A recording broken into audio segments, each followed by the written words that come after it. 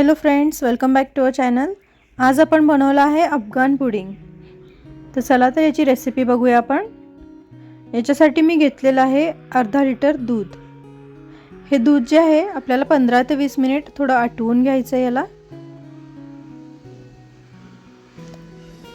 मध्ये मध्ये थोडं थोडं आपल्याला स्टर करत राहायचं। याच्यामध्ये दुधाला उकळी आलेली आहे बघा। थोडं थोडंसं मध्ये असं हलवत राहायचं आपल्याला। याच्यामध्ये मी थोडीशी साखर म्हणजे 4 चमचे साखर टाकलेली आहे। 2 ते 3 टीस्पून कस्टर्ड पावडर घ्यायची आपल्याला, व्हॅनिला कस्टर्ड पावडर, आणि ती पाण्यामध्ये घोळून आपल्याला याच्यामध्ये ॲड करायची आहे।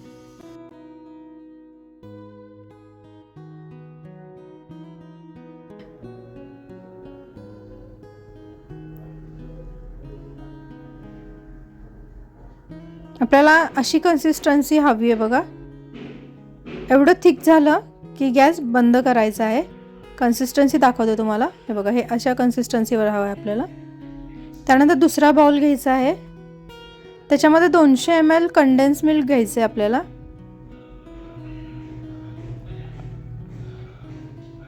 मिठाई मेड जे म्हणतात ते आपल्याला घ्यायचं आहे एका बाउलमध्ये, आणि त्याच्यामध्येच आपल्याला फ्रेश क्रीम टाकायची आहे तेवढी सेम क्वांटिटीमध्ये। 200 ग्रॅम आपण हे घेतलेलं आहे कंडेन्स मिल्क, तर 200 ग्रॅम आपण फ्रेश क्रीम घेणार आहे। ही मी अमूलची फ्रेश क्रीम घेतलेली आहे, आणि हे दोन्ही मिक्स करून घ्यायचे। याच्यामध्ये साखर नाही टाकायची, आपण दुधामध्ये साखर टाकलेली होती। तुम्ही दुधामध्ये तुम्हाला कसं गोड हवं आहे त्या हिशोबाने तुम्ही साखर कमी जास्त करू शकता। हे छान असं मिक्स करून घ्यायचं आहे दोन्ही।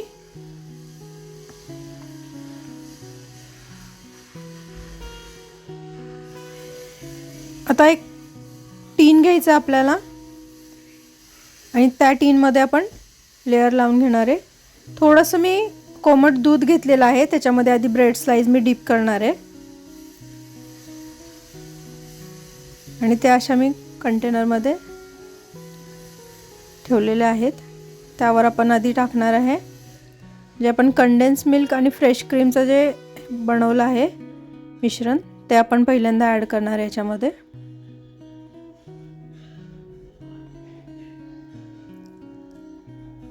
त्यानंतर कस्टर्ड पावडर आणि दूध जे घेतलेलं होतं ते ॲड करायचं आपल्याला,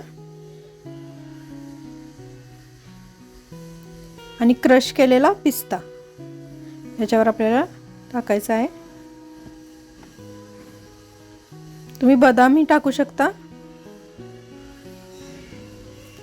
त्यानंतर पुन्हा आपण कंडेन्स मिल्क आणि फ्रेश क्रीमचं मिश्रण याच्यामध्ये टाकणार आहे। व्यवस्थित स्लाइस जी आहे ती सोक झाली पाहिजे इतपत आपल्याला ते मिश्रण त्याच्यामध्ये टाकायचं आहे। अशा एक एक करून आपण स्लाइस ठेवत जाणार आहे सेम प्रोसेसमध्ये। हे मी दुधामध्ये डीप करून घेतलेलं आहे। पुन्हा आपण याच्यावर कंडेन्स मिल्क आणि फ्रेश क्रीमचं हे मिश्रण टाकणार आहे।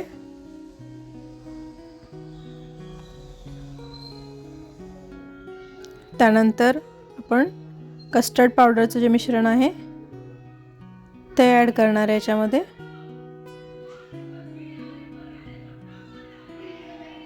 तुम्ही मोठा टीन पण घेऊ शकता, एका वेळेस 4-5 स्लाइस ठेवून असं पण तुम्ही करू शकता।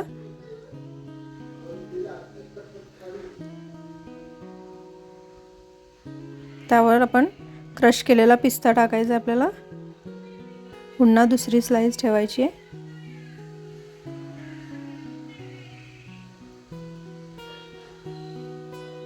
आणि हे जे आहे आपल्याला फ्रीजमध्ये ठेवायचं आहे। 2 ते 3 तास फ्रीजमध्ये छान हे सेट झालं पाहिजे, तर ते स्लाइसमध्ये जे आहे ते स्लाइस जे आहेत त्या छान सोक होतात।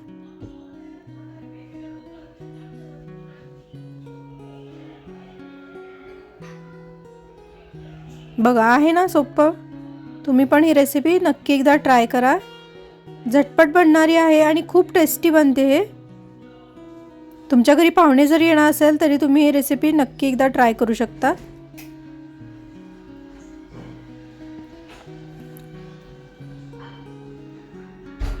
आता याच्यावर आपण क्रश केलेला थोडासा पिस्ता टाकणार आहे आणि हे आपलं अफगाण पुडिंग तयार आहे. ह्याला फ्रीजमध्ये 2 ते 3 तास ठेवून नंतर आपण सर्व करणार आहे. बघा किती छान दिसतंय. वरतून थोडासा केसर टाकायचा आपल्याला.